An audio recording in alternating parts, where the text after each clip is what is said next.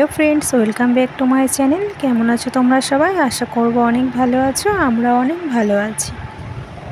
आजके मा बाड़ीते रान्ना करबे पुकुरेर देशी चारा पोना माछेर पातला झोल झिंगे आलू टमेटो दिए। आजकेर रेसिपिटा तोमादेर संगे शेयार करछि। आमरा एखाने दुटो आलू नियेछि, मिडियाम साइजेर लम्बा लम्बा करे केटे नियेछि। और आमरा एखाने नियेछि तीनटे झिंगे लम्बा लम्बा करे टुकरो करे केटे नियेछि। और लागबे आमादेर 4-5टा मतन काँचा लंका। आमी एखाने चिड़े नियेछि काँचा लंकागुलिके। एखाने मशलार जोन्नो नियेछि 2 चामच गोटा जिरे बाटा, 1 चामच मतो काँचा लंका बाटा, 1 चामच मतो आदा बाटा। एर मধ্যে দিতে হবে সামান্য লবণ, সামান্য হলুদ, সামান্য গুঁড়ো লঙ্কা দিয়ে ভালো করে মিশিয়ে নিতে হবে। আমরা এখানে এবার মাছগুলিকে ভালো করে পরিষ্কার জল দিয়ে ধুয়ে নেব। মা এখানে জল দিয়ে মাছগুলিকে ভালো করে ধুয়ে নিচ্ছে। আমাদের এখানে মাছ ধোয়া হয়ে গেছে। এবার মাছগুলিকে লবণ হলুদ দিয়ে ভালো করে মেখে নিতে হবে। আমাদের এখানে মাছ ভালো করে মাখা হয়ে গেছে লবণ হলুদ দিয়ে। এরপর আমাদের কড়াইতে পরিমাণ মতো তেল দিতে হবে। প্রথমে তেলটিকে ভালো করে গরম করে নিতে হবে। আমাদের এখানে তেলটি গরম হয়ে গেছে। এবার মাছগুলিকে কড়াইতে এক এক করে দিয়ে দিতে হবে। আমরা মাছগুলি দিয়ে দিয়েছি। এবার মাছগুলিকে ভালো করে হালকা করে ভেজে নিতে হবে। আমাদের এখানে মাছ ভাজা হচ্ছে। মাছগুলিকে ভালো করে উল্টে পাল্টে ভেজে নিতে হবে। আমাদের এখানে মাছ ভাজা প্রায় হয়ে এসেছে। এবার আমরা মাছগুলিকে একটি পাত্রে তুলে নেব। এরপর এই কড়াইতে সামান্য তেল দিয়ে তেলটাকে প্রথমে ভালো করে গরম করে নিতে হবে। এবার ওর মধ্যে অ্যাড করতে হবে গোটা জিরে, তারপর অ্যাড করতে হবে 2টি কাঁচা লঙ্কা।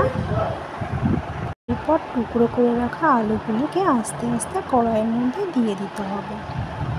এরপর অ্যাড করতে হবে একটি আস্ত টমেটো দিয়ে ভালো করে নেড়ে চেড়ে নিতে হবে। আমরা একটু আলু টমেটোগুলিকে ভালো করে নেড়ে চেড়ে নেব, একটু লাল লাল করে ভেজে নেব। এবার কড়াইয়ে দিয়ে দিতে হবে কেটে রাখা ঝিঙেগুলিকে।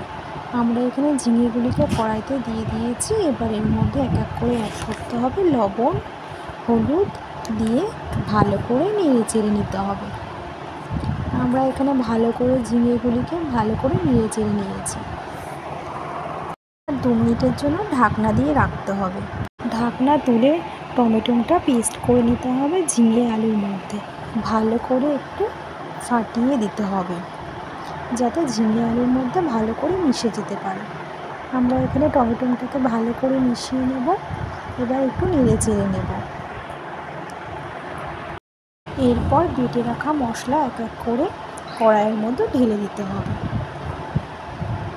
ভালো করে মশলাটাকে ঝিঙে আলুর মধ্যে মিশিয়ে নিতে হবে। আমরা একটু কষিয়ে নেব ভালো করে। এরপর মশলা ধোয়া জল দিয়ে একটু ভালো করে কষিয়ে নিতে হবে। আমরা এখানে মশলা দেওয়া জলটা কড়াইতে দিয়ে দিয়েছি। এবার একটু নাড়িয়ে নেব। এবার আমরা 2 মিনিট মতন ভালো করে একটু নেড়ে চেড়ে নেব। এরপর পরিমাণ মতন উষ্ণ গরম জল ঢেলে দিতে হবে। এবার একটু নেড়ে চেড়ে ভালো করে নিতে হবে। এবার আলু ঝিঙে সেদ্ধ হয়ে গেলে ভাজা মাছগুলিকে আস্তে আস্তে ঢেলে দিতে হবে। আমরা এখানে মাছগুলিকে কড়াইতে আস্তে আস্তে দিয়ে দিয়েছি। এবার একটু ভালো করে হালকা করে নেড়ে নেব। এবার আমাদের 5 মিনিট মতন ঢাকনা দিয়ে রাখতে হবে। 5 মিনিট পর ঢাকনা তুলে কুচিয়ে রাখা ধনেপাতাগুলি এক এক করে কড়াইতে দিয়ে দিতে হবে। একটু ভালো করে নেড়ে নিতে হবে। আমাদের দেশি চারা পোনা মাছের পাতলা ঝিঙে দিয়ে ঝোল প্রায় হয়ে এসেছে। এবার আমরা একটি বলে আস্তে আস্তে নামিয়ে ফেলব। আমাদের তৈরি হয়ে গেছে আজকে পুকুরের দেশি চারা পোনা মাছের পাতলা ঝোল ঝিঙে আলু টমেটো দিয়ে। গরমকালের জন্য হালকা পাতলা খাবার, হজমের পক্ষে খুবই ভালো, স্বাদও ভালো, শরীরও ঠান্ডা রাখবে। তো আজকে কেমন হয়েছে আজকে আমাদের রেসিপিটা? পুকুরের জ্যান্ত দেশি চারাপোনা মাছের ঝিঙে আলু টমেটো দিয়ে পাতলা ঝোল।